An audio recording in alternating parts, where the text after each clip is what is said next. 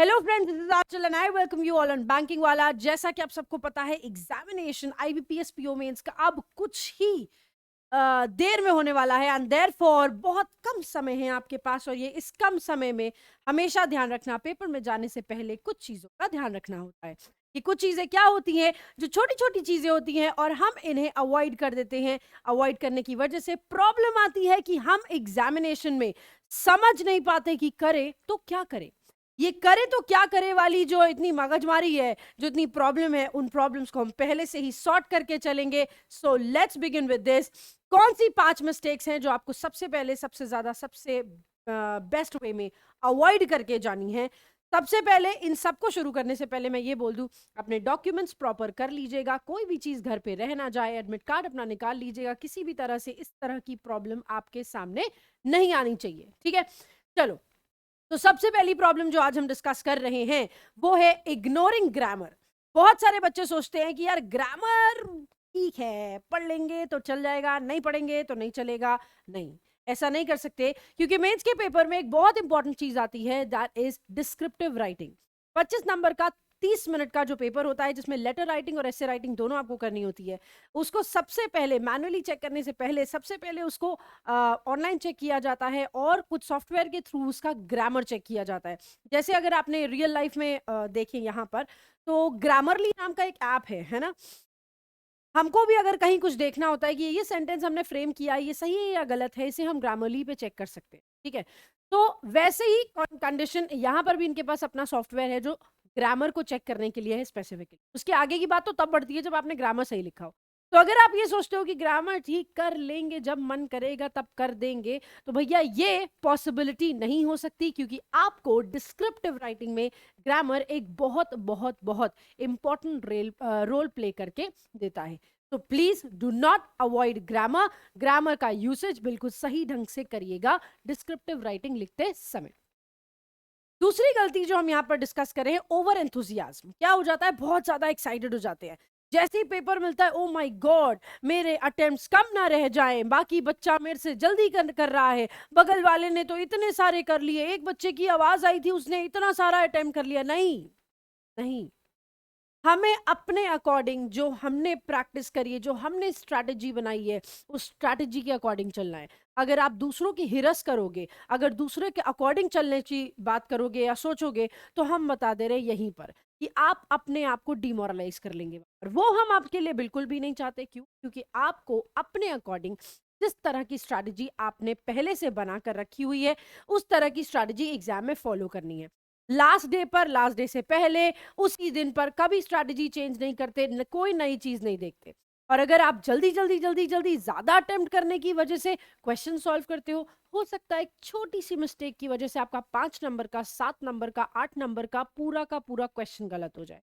तो जल्दबाजी नहीं करिए, वही अटेम्प्ट करिए जो आपको अच्छे से आता है, उतने क्वेश्चंस अटेम्प्ट करिए जो आपको अच्छे से आते हैं, जिसके लिए आप कॉन्फिडेंट हो चुके हैं। क्यों? क्योंकि नेगेटिव मार्किंग का भी रोल है और ये हमारे आते हुए मार्क्स को भी हमसे छीन कर ले जाता है। तो कभी भी एंजाइटी की वजह से कि यार मैं इतने कम करूंगा तो मैं पास हो पाऊंगा या नहीं हो पाऊंगा, क्या पता आपने कम किए और आपके हर एक क्वेश्चन सही हो। एक बच्चा, उसने 90 क्वेश्चन अटेम्प्ट कर लिए, लेकिन 90 में से उसके 40 गलत हो गए। क्या करेगा वो? कुछ नहीं कर सकता एग्जाम में।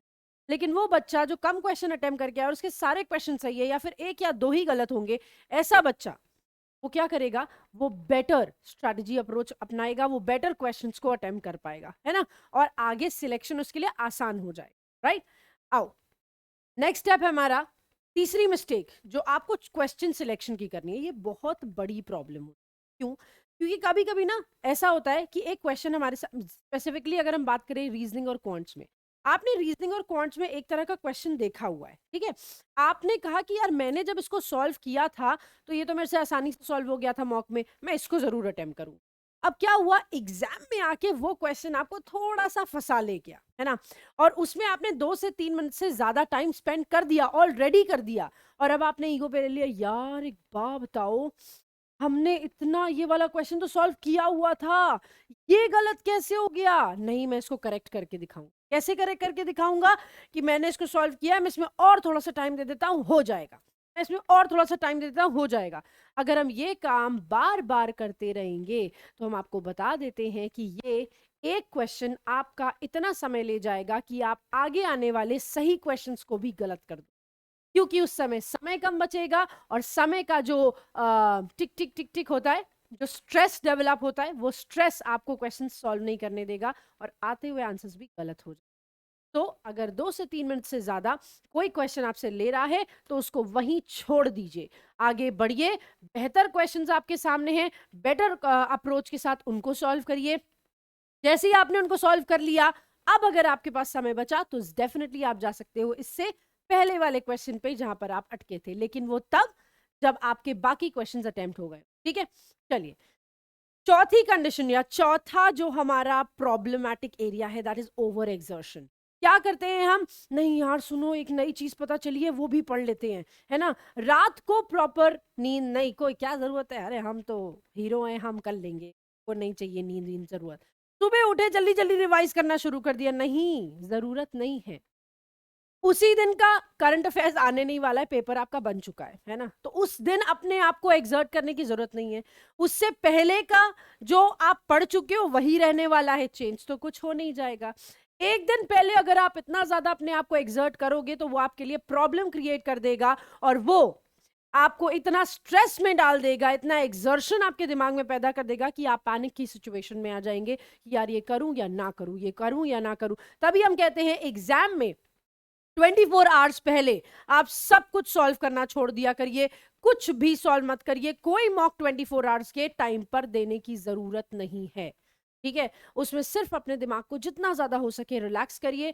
अब जिस दिन आपका एग्जामिनेशन, दैट इज 26 नवंबर आज का, तो सुबह उठो, सुबह उठकर ज्यादा नहीं सिर्फ 20 मिनट्स का मेडिटेशन कर लो। आप देखो आपके अंदर बहुत सारी एनर्जी, पॉजिटिव एनर्जी डेवलप होगी जो आपको एग्जाम देने में बहुत मदद करेगी, आपका कंसंट्रेशन बेहतर करेगी।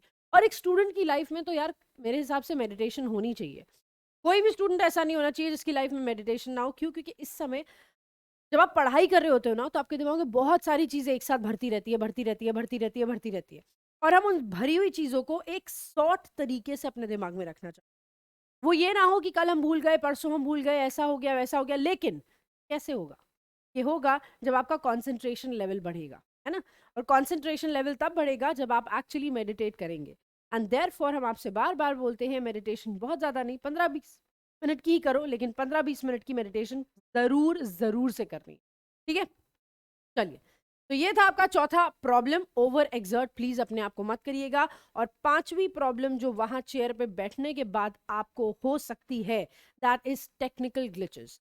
Late me tell you something, और I would share a small story with you. एक बार की बात है जब एग्जामिनेशन देने गए और एग्जामिनेशन देते देते बगल में एक स्टूडेंट था, जो स्टूडेंट तो तब नहीं बोलेंगे, एस्पिरेंट था, हम भी एग्जाम ही दे रहे थे तब।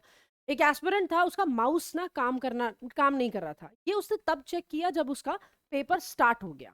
अब क्या हुआ कि सेंटर वाले उसको माउस चेंज करके देने के लिए रेडी नहीं थे, है ना। लेकिन वो अड़ा रहा तो उसका माउस चेंज हुआ तभी। तो ये प्रॉब्लम वाली जो चीज है, इसको तब ना क्रिएट करके कि एग्जाम शुरू करने से पहले आप जैसे ही सीट पे बैठो अपने, सबसे पहले चेक कर लो कीबोर्ड की कीज काम कर रही हैं, आपका माउस काम कर रहा है, ये चीजें चेक कर लो। क्योंकि ये चीज अगर आप एग्जाम स्टार्ट करने के बाद करोगे तो डेफिनेटली आपको प्रॉब्लम आएंगी। टेक्निकल ग्लिचेस के चलते आपका दिमाग भी खराब होगा, दिमाग खराब होगा स्ट्रेस में आओगे, स्ट्रेस होगा तो पेपर खराब, है ना। तो इससे बेटर है ये सारी चीजें आप पहले से ही खत्म करके चले, टेक्निकल ग्लिचेस को पहले से चेक करके चले, सारे डॉक्यूमेंटेशंस एक रात पहले ही अरेंज करके रख लें, ताकि लास्ट मिनट का कुछ ना रहे, अरे हम कल सुबह जल्दी उठ के फोटोकॉपी करा के ले जाएंगे, नहीं। एक दिन पहले सब चीज का प्रिंट आउट निकाल कर आप अपने पास रख लीजिए, पूरा एक फाइल बना लीजिए और उसको ढंग से कर आप एक रात पहले से ही तैयार, ताकि अगली सुबह आप उठे तो फ्रेश दिमाग से सब कुछ रेडी है, ऐसे ही। ठीक है, तो इन 5 प्रॉब्लम्स को आप जरूर अवॉइड करिए अपने एग्जामिनेशन में जाने से पहले। माना कि ये छोटी छोटी प्रॉब्लम्स है, लेकिन ये छोटी छोटी प्रॉब्लम्स बहुत सारे ग्लिचेस पैदा करती है, तो प्लीज मेक श्योर कि आप कुछ भी गलती नहीं करेंगे। That's it for today, guys. Thanks a lot for joining us here. इन 5 चीजों का खास ध्यान रखिएगा, and all the very best from Team Banking Wala.